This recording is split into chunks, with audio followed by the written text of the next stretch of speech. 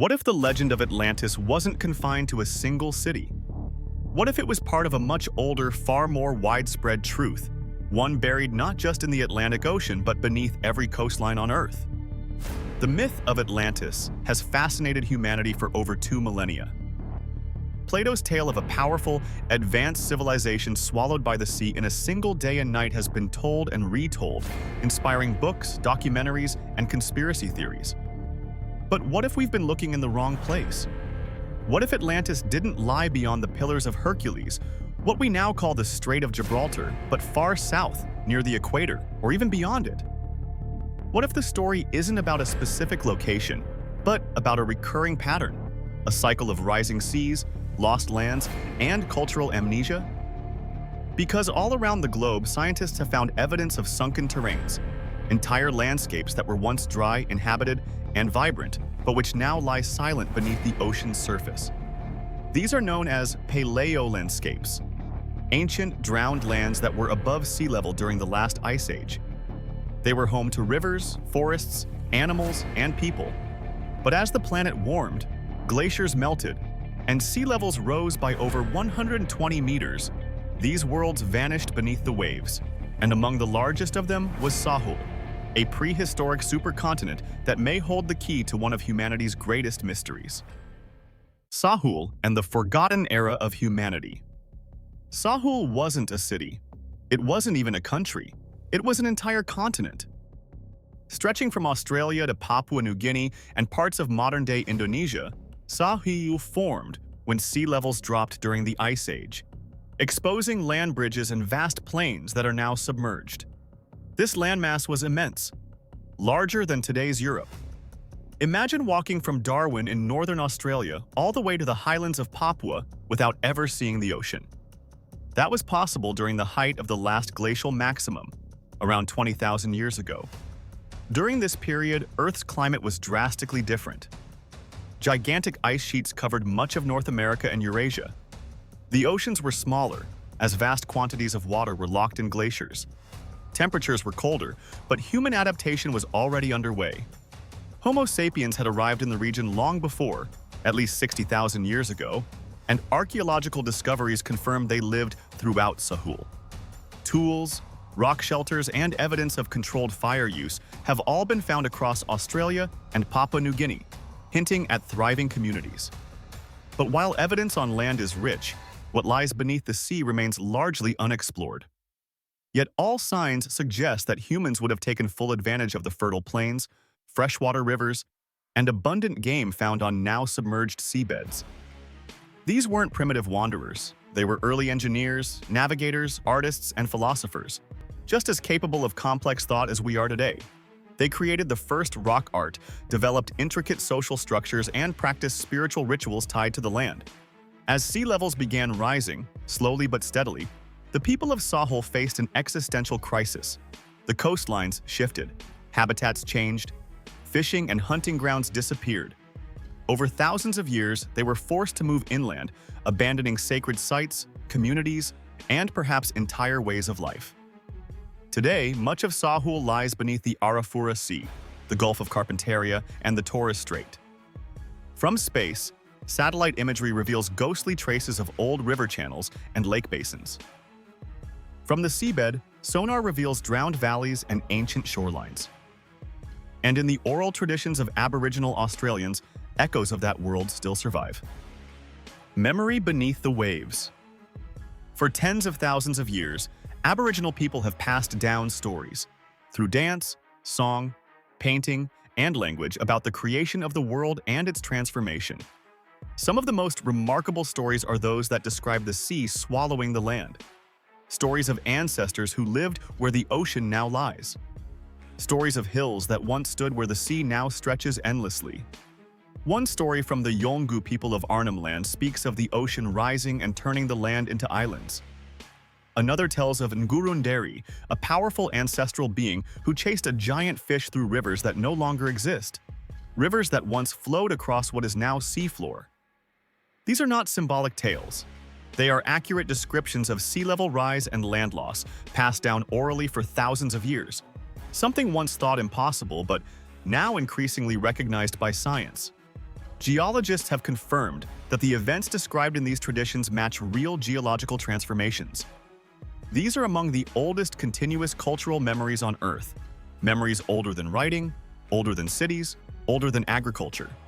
When European scholars first heard these tales, they dismissed them as mythology. But we now know that they are history, living history encoded in culture, and the same is true across the globe. A world of lost lands.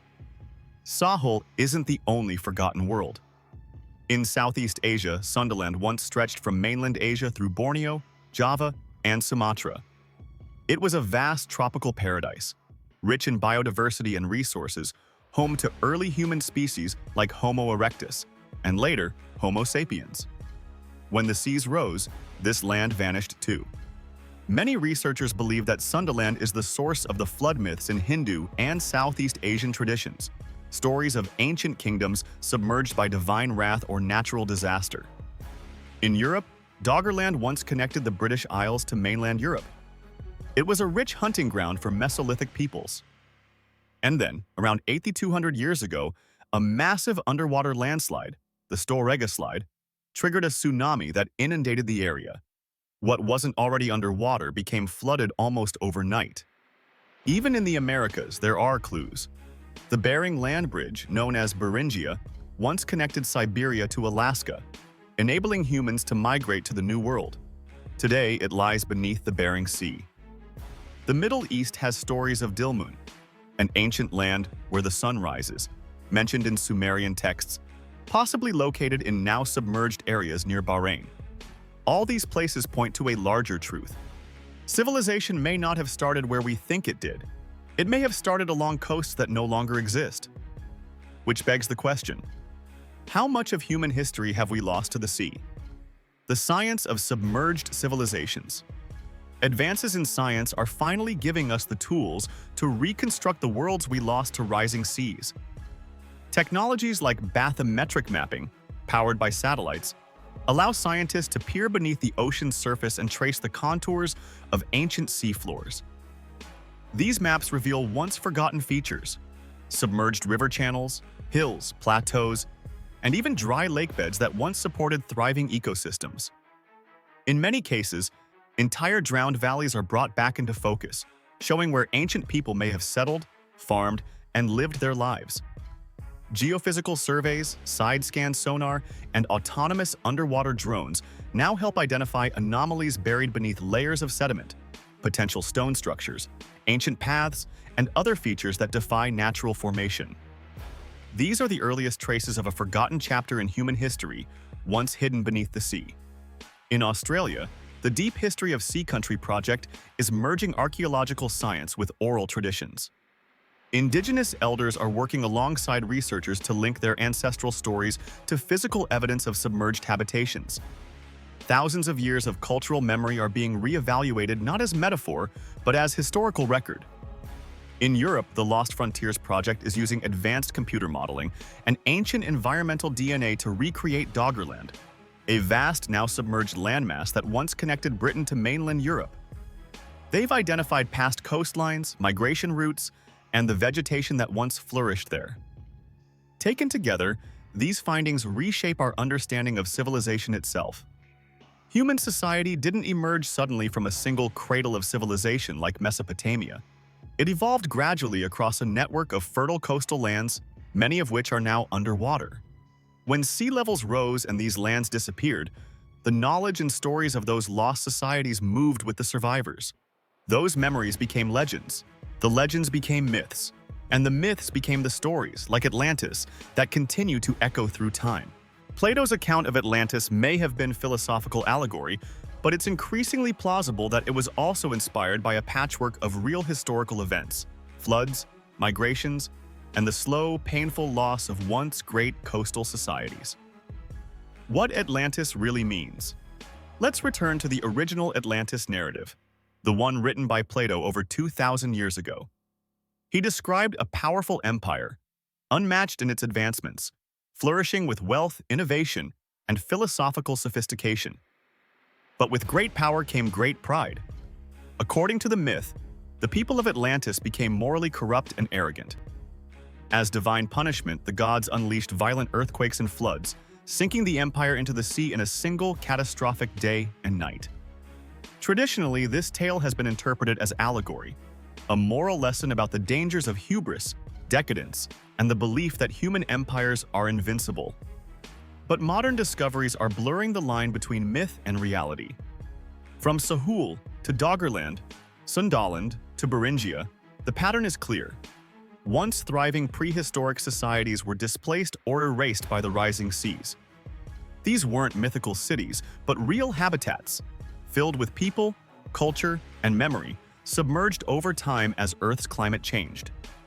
Though we have yet to uncover definitive temples or palaces beneath the sea, we do have growing evidence of long-term human occupation, tools, and migration trails.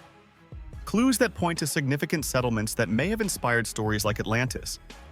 In that sense, Atlantis may not have been one specific city at all. It may represent a collective memory, a fusion of all the lost places humanity has seen swallowed by water.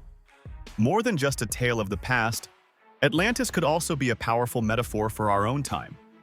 A warning that civilizations rise and fall, often by the forces they cannot control or choose to ignore. Lessons for a drowning world. Today, the sea is rising once more. Climate change is melting glaciers at unprecedented rates. Ocean levels are projected to rise by as much as 2 meters by the end of this century, possibly more if ice sheets collapse faster than expected. We are already seeing the effects. Island nations like Tuvalu and Kiribati are planning for relocation. Venice floods regularly. Major cities like New York, Mumbai, and Jakarta face existential threats. What happened to Sahul could happen again. Not in millennia, but in decades. And we are no longer ancient tribes with oral histories. We are a global civilization, wired, industrial, interdependent.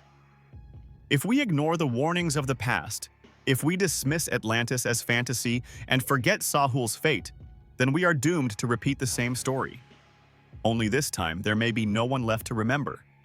Atlantis. Reborn. But it doesn't have to end that way. The story of Atlantis, of Sahul, Doggerland, Sundaland, and all the other lost lands is not just one of destruction. It is also a story of resilience, survival, and renewal. The people of Sahul did not vanish when the seas rose. They endured. They didn't simply disappear beneath the waves. They adapted, migrated, and found new ways to live in a changing world.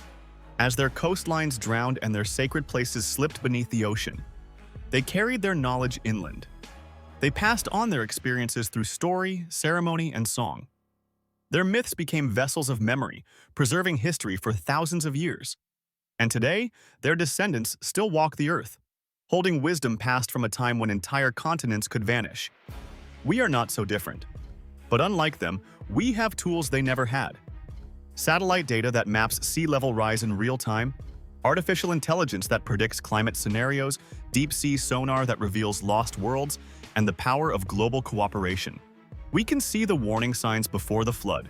We can prepare, adapt, and change course if we choose to. The ocean is coming, but this time we don't have to be caught unaware. Atlantis is more than a myth. It is a mirror, a reflection of human vulnerability and human potential.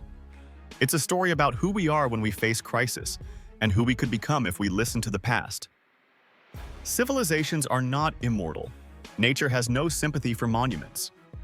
But memory, when preserved and acted upon, can be our lifeline. This is the deeper meaning of Atlantis, not just a place beneath the sea, but a timeless message, a warning, and perhaps a second chance.